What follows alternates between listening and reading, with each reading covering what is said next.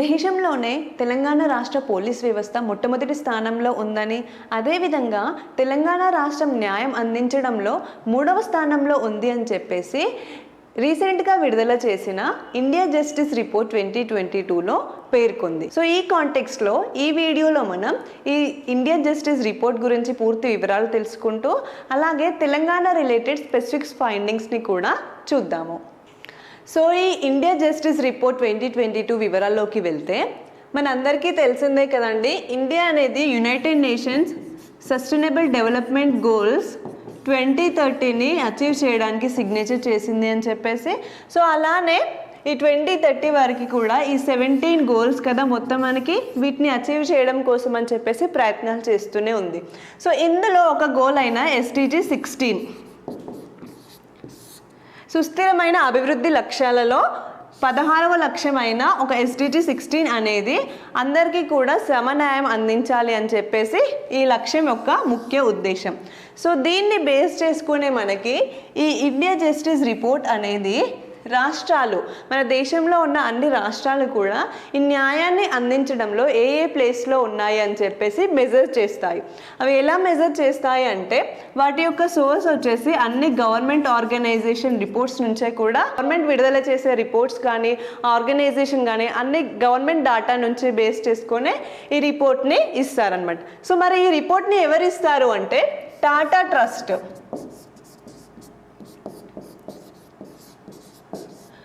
Tata trust వారు దీన్ని 2019లో start చేశారండి. మరి ఓన్లీ ఒక టాటా ట్రస్ట్ ఈ రిపోర్ట్ని విడుదల చేస్తుందా అంటే లేదంటే ఈ టాటా ట్రస్ట్తో పాటు మిగతా 6 పార్ట్నర్స్ కూడా అందరూ కలిపి కూడా ఈ ఇండియా జస్టిస్ రిపోర్ట్ని విడుదల చేస్తారు. ఆ పార్ట్నర్స్ ఎవరెవరంటే మొదటగా వచ్చేసి సెంటర్ ఫర్ సోషల్ జస్టిస్,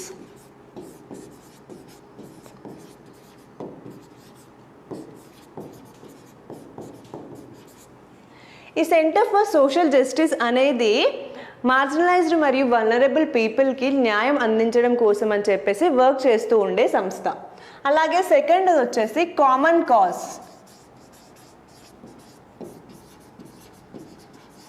ఈ సంస్థ అనేది పబ్లిక్ ఆఫీస్లలో మరియు పబ్లిక్ ఇన్స్టిట్యూషన్లో ప్రాబిటీ మరియు ఇంటిగ్రిటీ ఉండాలి అని చెప్పేసి ఇది డెమోక్రసీ, గుడ్ గవర్నెన్స్ మరియు పబ్లిక్ రిఫార్మ్స్ పైన క్యాంపెయినింగ్ చేస్తూ ఉంటుంది. అలాగే థర్డ్ వచ్చేసి కామన్వెల్త్ హ్యూమన్ రైట్స్ ఇనిషియేటివ్.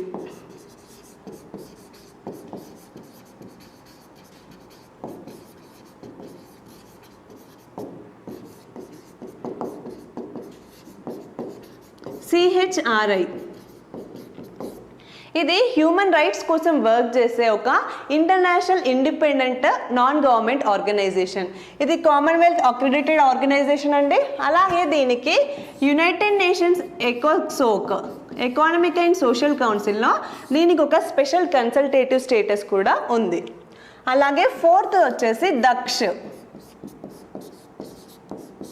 ఇది ఒక Bengaluru based civil society organization అండి. ఇది జ్యుడిషియల్ రిఫార్మ్స్ కోసం వర్క్ చేస్తూ ఉంటుంది. అలాగే ఫిఫ్త్ వచ్చేసి టిస్ యొక్క ప్రయాస్. సో ఇది వచ్చేసి Tata Institute of Social Sciences వారి centre for criminology and justice అనే ఒక ప్రాజెక్ట్ యొక్క సంస్థ అండి. ఇది జనరల్గా ఏం చేస్తుందంటే ఈ జస్టిస్ రిలేటెడ్ డాక్యుమెంట్స్ కానీ నెట్వర్కింగ్, అలాగే రీసెర్చ్ అండ్ ట్రైనింగ్ కూడా ఇస్తూ ఉంటుంది. అలాగే సిక్స్త్ వచ్చేసి విధి సెంటర్ ఫర్ లీగల్ పాలసీ.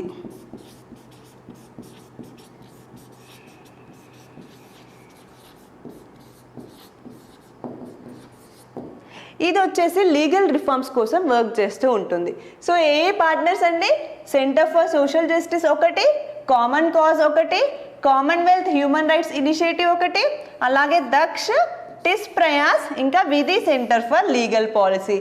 ఈ 6 అలాగే ప్లస్ టాటా ట్రస్ట్, ఇవన్నీ కలిపి కూడా ఈ ఇండియా జస్టిస్ రిపోర్ట్ని ఫార్ములేట్ చేస్తాయి. సో ఈ ఇండియా జస్టిస్ రిపోర్ట్ 2022 అనేది మొట్టమొదటి రిపోర్ట్ అండి? కాదండి, ఇది 2019లో స్టార్ట్ చేశారు కదా. ఇది ఎవ్రీ ఇయర్ రిలీజ్ చేయదు. ఇది వచ్చేసి ఈ ఇండియా జస్టిస్ రిపోర్ట్ 1 వచ్చేసి 2019లో రిలీజ్ చేశారు. అలాగే ఇండియా జస్టిస్ రిపోర్ట్ 2 వచ్చేసి 2020లో రిలీజ్ చేశారు. ఇప్పుడు రిలీజ్ చేసింది ఇండియా జస్టిస్ రిపోర్ట్ 3 వచ్చేసి 2022లో. సో మనం ఇది క్రొనాలజీ కనుక చూసుకుంటే ఈ జస్టిస్ రిపోర్ట్ అనేది ఎవ్రీ ఇయర్ రాదు, ఇది గుర్తుంచుకోండి. సో ఇండియా జస్టిస్ రిపోర్ట్ అనేది దేన్ని బేస్ చేసుకొని స్టేట్స్కి ర్యాంకింగ్ ఇస్తుంది అంటే ఇంక 4 పిల్లర్స్ ఇంకా ఇండికేటర్స్ ఉంటాయండి. ఈ 4 పిల్లర్స్ ఏంటి అంటే ఫస్ట్ వచ్చేసి జ్యుడిషియరీ, అలాగే సెకండ్ వచ్చేసి లీగల్ ఎయిడ్, థర్డ్ వచ్చేసి పోలీస్, అలాగే ఫోర్త్ వచ్చేసి ప్రిజన్స్. ఈ 4 పిల్లర్స్ని బేస్ చేసుకొని మనకి ఇండియా జస్టిస్ రిపోర్ట్ అనేది స్టేట్స్కి ర్యాంకింగ్ ఇస్తూ ఉంటుంది. సో అలాగే ఈ రిపోర్ట్స్ ఈ పిల్లర్స్తో పాటు కొన్ని ఇండికేటర్స్ కూడా ఉన్నాయి. ఇవి అరౌండ్ మోర్ దాన్ 50 ఇండికేటర్స్ ఉంటాయి. దీంట్లో అంటే ఒక్కొక్క పిల్లర్లో కొన్ని ఇండికేటర్స్ బేస్ చేసుకొని ర్యాంకింగ్ ఇస్తూ ఉంటుంది అనమాట. For example budget, human resource ఎలా ఉంది అని చెప్పేసి, అలాగే మౌలిక సదుపాయాలు ఎలా ఉన్నాయి, ఈ యొక్క పిల్లర్స్లో ఇన్ఫ్రాస్ట్రక్చర్ ఎలా ఉంది అని చెప్పి, అలాగే రిప్రజెంటేషన్ అన్ని సెక్షన్స్ వారు కూడా రిప్రజెంట్ అవుతున్నారా అని చూస్తుంది. అలాగే విమెన్ రిలేటెడ్ కూడా, విమెన్ కూడా మహిళలు కూడా ఈ పిల్లర్స్లో ఈ యొక్క సిస్టంలో ఎంత ఉన్నారు అని చెప్పేసి ఈ డిఫరెంట్ బడ్జెట్ ఎంత అలొకేట్ చేసింది, మానవ వనరులు ఎంతవరకు ఉన్నారు, మౌలిక సదుపాయాలు ఏ పరిస్థితిలో ఉన్నాయి, అలాగే డిఫరెంట్ సెక్షన్స్ రిప్రజెంటేషన్ ఎలా ఉంది అని చెప్పి, అలాగే మహిళలు ఎలా ఉన్నారని ఇంకా మిగతా డిఫరెంట్ ఇండికేటర్స్ని బేస్ చేసుకొని ఈ పిల్లర్స్లో ఈ 4 పిల్లర్స్లో మనకి స్టేట్స్కి ర్యాంకింగ్ అనేది ఇస్తుందన్నమాట. సో ఈ ఇండియా జస్టిస్ రిపోర్ట్ యొక్క ర్యాంకింగ్ మెథడ్కి వెళ్తే ఇది వన్ సైజ్ ఫిట్స్ ఆల్ అప్రోచ్ని ఫాలో అవ్వదండి. మన దేశంలో ఉన్న అన్ని రాష్ట్రాలని కలుపుకొని 2 గ్రూప్స్గా విభజించింది. దాన్ని బేస్ చేసుకొని ఇది ర్యాంకింగ్ ఇస్తూ ఉంటుంది. అందులో గ్రూప్ 1 వచ్చేసి large and medium sized states.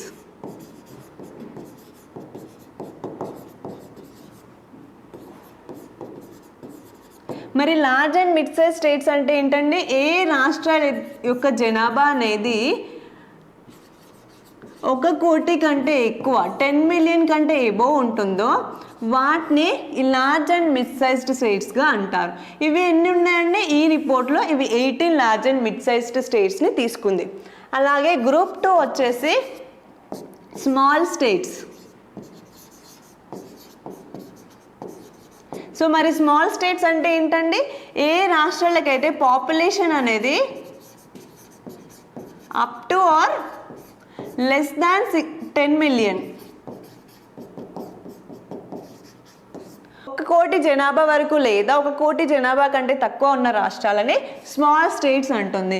ఇవి ఎన్ని అండి, ఇవి 7 స్టేట్స్ ఉన్నాయి. సో ఈ ఇండియా జస్టిస్ రిపోర్ట్ అనేది లార్జ్ అండ్ మిడ్ సైజ్డ్ స్టేట్స్కి కలిపి ఒక ర్యాంకింగ్, అలాగే స్మాల్ స్టేట్స్ అన్నిటిని కలిపి ఒక ర్యాంకింగ్ ఇస్తుంది.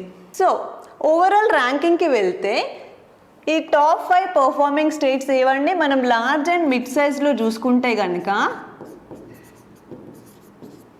ఫస్ట్ వచ్చేసి కర్ణాటక. ఈ ఇండియా జస్టిస్ రిపోర్ట్లో ఫస్ట్ పొజిషన్ వచ్చేసి కర్ణాటక ఉందండి.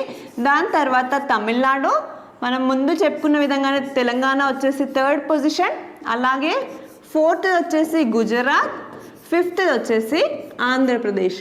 ఈ టాప్ 5 అనేది కూడా మీరు గుర్తుంచుకోవాలండి. ఫస్ట్ వచ్చేసి Karnataka, second Tamil Nadu, 3rd Telangana, 4th Gujarat and 5th వచ్చేసి ఆంధ్రప్రదేశ్. ఇవి ఎందులో అండి, లార్జ్ అండ్ మీడియం సైజ్డ్ స్టేట్స్లో.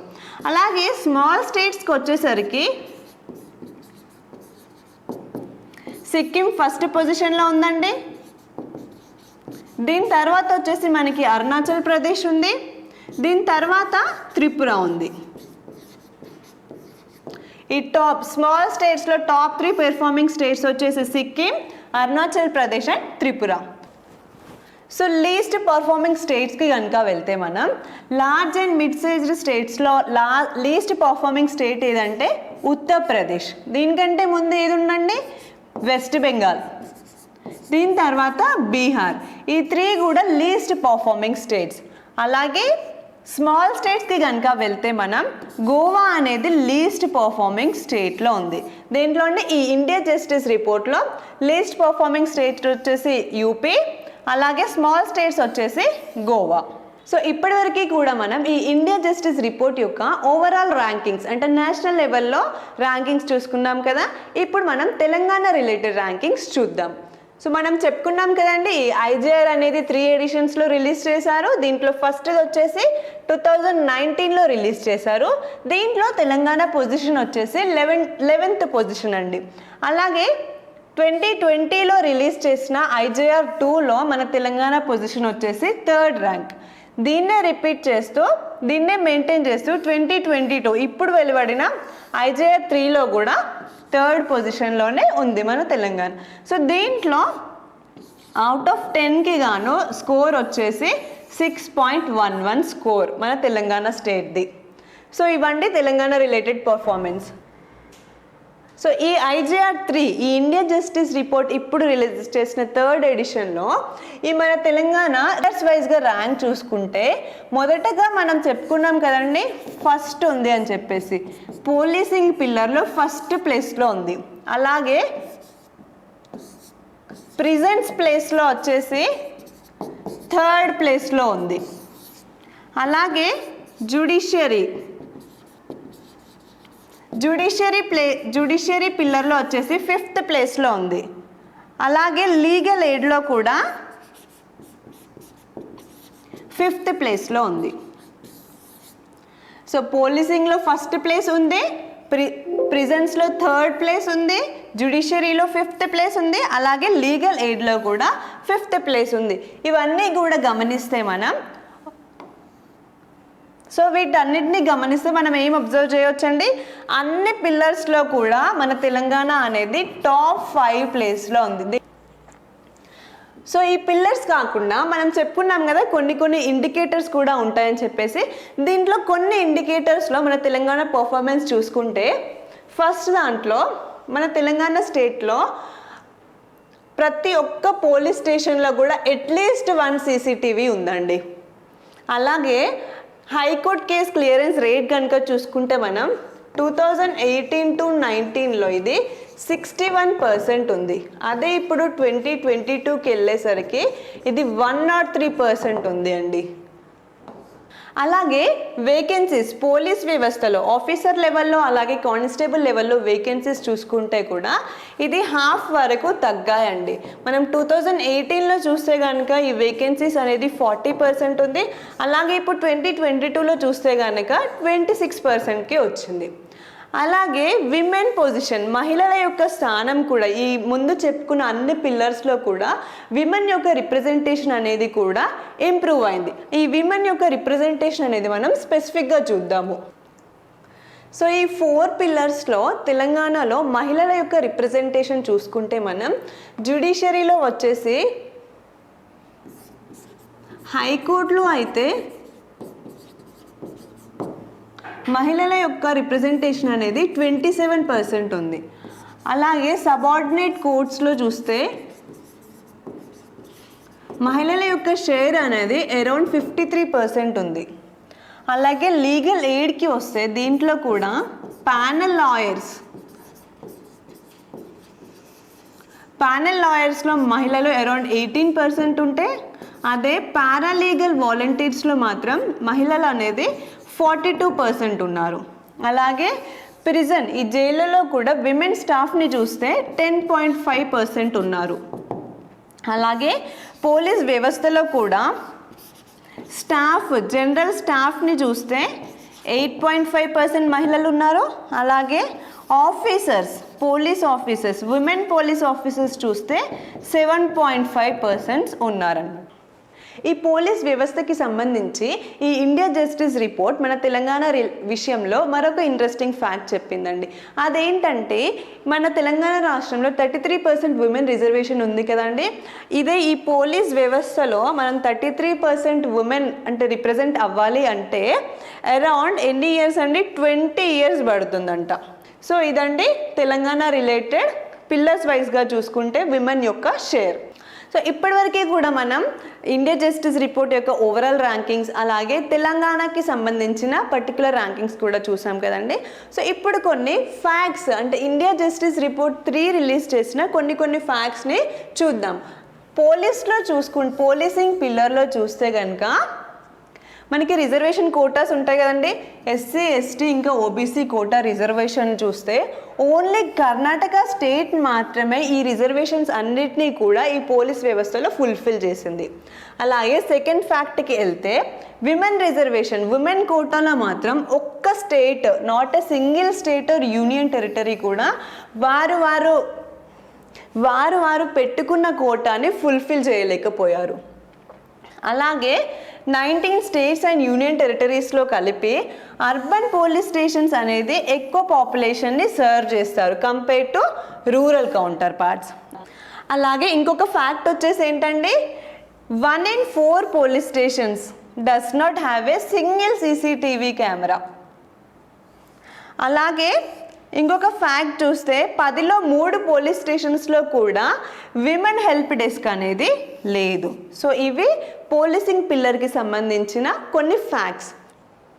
సో ఈ జ్యుడిషియరీ పిల్లర్కి సంబంధించిన కొన్ని ఫ్యాక్ట్స్ని చూస్తే కనుక మనము ఎక్సెప్ట్ సిక్కింలో ఉన్న హైకోర్ట్ మరియు అన్ని డిస్ట్రిక్ట్ కోర్ట్స్, చండీగఢ్లో ఉన్న డిస్ట్రిక్ట్ కోర్ట్స్ మినహాయిస్తే ఏ ఒక్క కోర్ట్ కూడా ఫుల్ శాంక్షన్ స్ట్రెంత్తో వర్క్ చేయట్లేదు. అలాగే సెకండ్ ఫ్యాక్ట్కి వెళ్తే కనుక మనం ఈ ఎస్సీ ఎస్టీ ఇంకా ఓబీసీ కేటగిరీస్ కోటాకి చూస్తే కనుక మనం డిస్ట్రిక్ట్ కోర్ట్ లెవెల్లో ఏ ఒక్క స్టేట్ కూడా ఫుల్ఫిల్గా ఈ యొక్క కోటాస్ని ఫుల్ఫిల్ చేయలేదు. అలాగే హైకోర్ట్స్కి వెళ్తే ఈ ఎస్సీ ఎస్టీ ఓబీసీ కోటా కింద హైకోర్ట్స్కి వెళ్తే మాత్రం డాటా అనేది అవైలబుల్గా లేదు. జ్యుడిషియరీ వెబ్సైట్లో కానీ గవర్నమెంట్ వెబ్సైట్లో కానీ వీటికి సంబంధించిన డాటా ఎక్కడా కూడా లేదు. అలాగే హైకోర్ట్ ఇంకా డిస్ట్రిక్ట్ కోర్ట్ సబార్డినేట్ కోర్ట్స్లో కోర్ట్ కేస్ క్లియరెన్స్ రేట్ చూస్తే కనుక ఓన్లీ కేరళ రాష్ట్రం అనేది 100% క్లియరెన్స్ రేట్ ఉంది అండి ఇక్కడ. అలాగే యాజ్ ఆఫ్ డిసెంబర్ 2022 వరకు కూడా విమెన్ స్ట్రెంత్ హైకోర్టులో విమెన్ జడ్జెస్ చూస్తే కనుక ఓన్లీ 13% మాత్రమే విమెన్ ఉన్నారు. అలాగే పెండింగ్ కేసెస్ కనుక చూస్తే మనం సబార్డినేట్ కోర్ట్స్లో అయితే 10కి 3 కేసెస్ పెండింగ్ ఉన్నాయి. అలాగే హైకోర్ట్స్లో చూస్తే కనుక మనం 10కి 5 కేసెస్ కూడా పెండింగ్లో ఉన్నాయి. సో ఇదండి జ్యుడిషియరీ పిల్లర్కి సంబంధించిన ఫ్యాక్ట్స్. అలాగే ప్రిజన్ రిలేటెడ్ పిల్లర్కి వెళ్తే కనుక మనం ఇండియాలో అరౌండ్ 54% ఆఫ్ ద జైల్స్ అన్నీ కూడా ఓవర్ క్రౌడెడ్ అండి. వాటి స్థాయికి మించిన జనాలు ప్రిజన్స్ ఉన్నారు.